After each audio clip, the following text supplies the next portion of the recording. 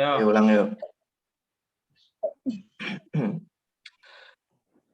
Assalamualaikum warahmatullahi wabarakatuh. Selamat siang menjelang sore kepada Pak Alfian dan teman-teman lainnya yang berbahagia. Pertama-tama marilah kita panjatkan puji syukur kepada Allah Subhanahu wa taala karena telah memberikan rahmat, kesehatan dan keselamatan sehingga kita dapat berkumpul di ruang virtual ini. Adapun topik yang akan kami bahas adalah tentang pelanggaran hak cipta. Mari perkenalkan nama saya terlebih dahulu. Nama saya Kapten Dikenadi Wicaksono yang akan bertugas sebagai moderator pada hari ini. Saya akan membimbing jalannya diskusi pada hari ini. Adapun anggota kelompok kami ialah Anindya Windawati sebagai pemateri, Arga Aulia Rahman sebagai pemateri, dan Wisnu Nugroho Pamungkas sebagai pemateri. Baik teman-teman, langsung saja kita mulai ke sesi yang pertama adalah penyajian materi. Untuk penyajian materi yang pertama akan saya bacakan sendiri. Yang pertama ada hak cipta. Hak cipta adalah hak eksklusif bagi pencipta atau penerima hak untuk mengumumkan atau memperbanyak ciptaannya atau memberikan izin untuk itu dengan tidak mengurangi pembatasan-pembatasan menurut peraturan perundang-undangan yang berlaku.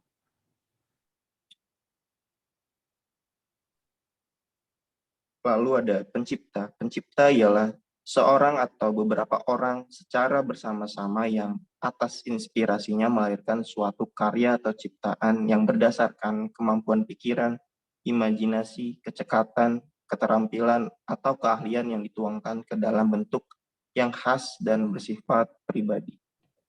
Untuk materi selanjutnya akan disampaikan oleh Mas Wisnu. Ya. Di Waktu sini dan tempat dipersilakan.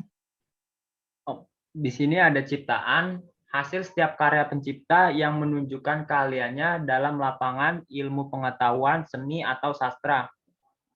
Pemegang hak cipta, pencipta sebagai pemilik hak cipta atau pihak yang menerima hak tersebut dari pencipta atau pihak lain yang menerima lebih lanjut hak dari pihak yang menerima hak tersebut. Fungsi dan sifat hak cipta pasal 2. 1. Hak cipta merupakan hak eksklusif bagi pencipta atau pemegang hak cipta untuk mengumumkan atau memperbanyak ciptaannya yang timbul secara otomatis setelah suatu ciptaan dilahirkan tanpa mengurangi pembatasan menurut peraturan perundang-undangan yang berlaku. 2. Pencipta atau pemegang hak cipta atas karya sinematofotografi dan program komputer memiliki hak untuk memberikan izin atau melarang orang lain yang tanpa persetujuan menyewakan ciptaan tersebut untuk kepentingan yang bersifat komersial. Pasal-pasal hak cipta, pasal 3. 1. Hak cipta dianggap sebagai benda bergerak. 2. Hak cipta dapat beralih atau dialihkan baik seluruhnya maupun sebagai karena pewarisan, hibah, wasiat, dan perjanjian tertulis atau sebab-sebab lain yang dibenarkan oleh peraturan perundang-undangan. Pasal 4. 1. Hak cipta yang dimiliki oleh pencipta yang setelah penciptanya meninggal dunia menjadi milik ahli warisannya atau milik penerima wasiat. Dan hak cipta tersebut tidak dapat disita kecuali jika hak itu diperoleh secara melawan hukum. 2. Hak cipta yang tidak atau belum diumumkan yang setelah penciptanya meninggal dunia menjadi milik ahli warisannya atau milik penerima wasiat. Dan hak cipta tersebut tidak dapat disita kecuali jika hak itu diperoleh secara melawan hukum. Contoh kasus pelanggaran hak cipta. Pelanggaran hak cipta lagu Ben Wali, lagu Cari Jodoh yang dipopulerkan oleh Ben Wali. Kasus pembajakan karya cipta lagu Cari Jodoh yang dipopulerkan Ben Wali mulai disidangkan di Pengadilan Negeri Malang, Jawa Timur. Di sidang pertama itu, bos PT Naga Suara Rahayu Kertawiguna Rahayu adalah bos dari label yang selama ini mendistribusikan karya-karya Faang dan kawan-kawannya. Selain Bos PT Nagaswara Rahayu hadir di persidangan sebagai saksi atas dugaan pembajakan yang dilakukan Malikul Akbar Adjil. Akibat aksi pembajakan lagu Cari Jodoh, sebagai pemegang hak cipta karya tersebut, pihaknya dirugikan Adjil sebesar 1 miliar. Selain Adjil, belum diputuskan bersalah di PN Malang. Pihak distribusi Malaysia, Incitek, bisa terus menjual karya lagu Cari Jodoh Ben Wali versi Adjil tanpa ada izin yang jelas. Slide selanjutnya akan dilanjutkan oleh Mbak Anin.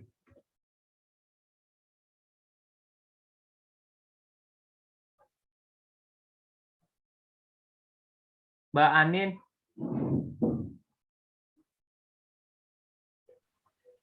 Berikutnya contoh kasus pelanggaran hak cipta karya cipta program komputer. Undang-Undang Hak Cipta Nomor 19 Tahun 2002, program komputer adalah sekumpulan instruksi yang diwujudkan dalam bentuk bahasa, kode, skema, atau bentuk lainnya. Apabila digabungkan dengan media yang dibaca dengan komputer, akan mampu komputer bekerja fungsi-fungsi khusus atau mencapai hasil yang khusus, termasuk persiapan dalam merancang instruksi tersebut. Pencipta dan atau pemegang hak cipta atas karya sinematografi dan program komputer mempunyai hak untuk memberi izin atau melarang pihak lainnya menyewakan ciptaan tersebut untuk kepentingan komersial. Dalam perangkat lunak komputer, ada 2 jenis lisensi. Atas izin pemegang hak cipta, yaitu pada perangkat lunak komersil. Yang kedua bebas, yaitu pada perangkat lunak jenis open source. Bentuk pembajakan versi Microsoft. Memasukkan perangkat lunak ilegal ke hard disk, soft lifting, penjualan CD-ROM ilegal. Penyewaan perangkat lunak ilegal, downloading ilegal, yaitu melakukan download sebuah program komputer dengan tidak mematuhi kaidah yang tertera pada lisensi download. Tingkat pembajakan di Indonesia 93% pada tahun 1997, 89% pada tahun 2001, ketiga setelah Vietnam dan Cina.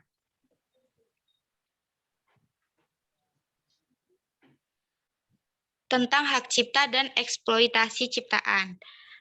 Eksploitasi hak cipta. Secara hukum, hak cipta adalah hak memberi izin dan hak mendapatkan kompensasi. Izin berarti kebebasan untuk menentukan apakah akan memberikan izin kepada orang lain untuk mengeksploitasi ciptaan kita atau tidak. Dan kompensasi berarti minta bayaran sebagai imbalan. Cara-cara eksploitasi ciptaan. Eksploitasi suatu ciptaan tergantung pada sebuah kontrak atau lisensi yang memberikan izin untuk itu. Kontrak lisan sudah sah, tetap lebih baik jika kontrak dibuat secara tertulis, untuk menghindarkan salah pengertian. Dalam mengeksploitasi sebuah ciptaan, haruslah diperhatikan hal-hal sebagai berikut. 1. Perhatikan apakah hak cipta bersangkutan dilindungi oleh Undang-Undang Hak Cipta Negara Pengguna atau tidak. Biasanya, setiap ciptaan yang dihasilkan mendapatkan perlindungan, baik ciptaan yang diumumkan untuk pertama kali di negara pencipta, maupun yang mendapatkan perlindungan berdasarkan perjanjian internasional. Jika demikian halnya, lihat penjelasan berikut. Jika tidak demikian halnya, ciptaan itu dapat bebas dieksploitasi. Yang kedua, pastikan apakah jangka waktu perlindungan masih berlaku bagi ciptaan bersangkutan atau tidak. Jika sudah habis, maka sebuah ciptaan dapat dengan bebas dieksploitasi. Yang ketiga, pastikan apakah ciptaan yang akan dieksploitasi termasuk dalam pembatasan penggunaan hak cipta atau tidak. Jika termasuk, ciptaan itu dapat dengan bebas digunakan dan tidak perlu ada izin.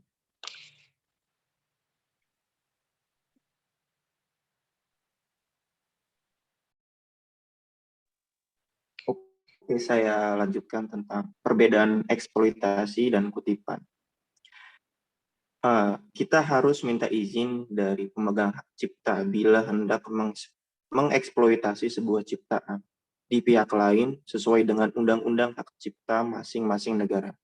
Tidak diperlukan izin jika kita mengutip dari ciptaan orang lain untuk dimasukkan ke dalam ciptaan kita sendiri. Namun, ada sejumlah syarat tertentu yang menentukan ciri-ciri kutipan dan pengaturan penggunaan kutipan.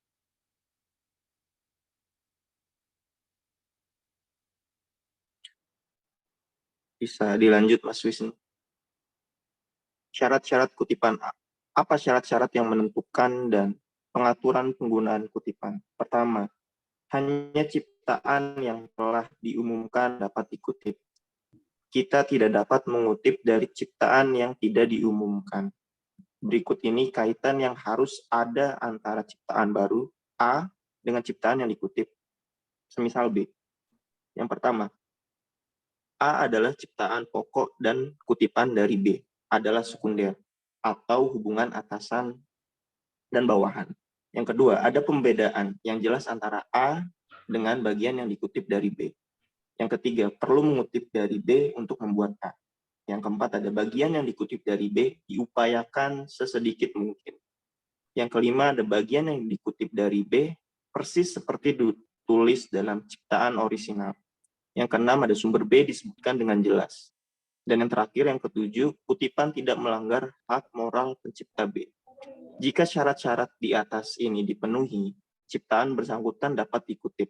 Hak pribadi atas hak cipta dimaksudkan untuk mendorong kreativitas individu. Dengan memberikan dorongan ini, pencipta akan terangsang untuk menciptakan untuk lebih banyak lagi orang yang akan menikmati berbagai manfaat dari kegiatan kreatif pencipta. Dalam hal ini, seperti kita temui tentang teori ATM yang kita sering dengar, yaitu amati, tiru, dan modifikasi. Di mana suatu pencipta menciptakan karya tersebut, kita bisa mengamati, mengikuti, tapi tidak 80%-nya, dan harus memodifikasi sebagaimana mestinya. Bisa lanjut, Mas Wisnu. Oke. Untuk demikian tadi presentasi kelompok 8 yang membahas untuk pelanggaran-pelanggaran hak cipta dan syarat-syarat kutipan. Mari kita mengucapkan hamdalah bersama-sama. Alhamdulillah. Alamin. Saya sebagai moderator mohon maaf atas kekurangannya dalam penyampaian materi yang kelompok kami berikan juga, dan terima kasih untuk perhatian dari teman-teman dan terutama Pak Alfian sebagai dosen hak kekayaan dan intelektual. Wabillahi taufiq wal hidayah. Wassalamualaikum warahmatullahi wabarakatuh. Waalaikumsalam warahmatullahi wabarakatuh.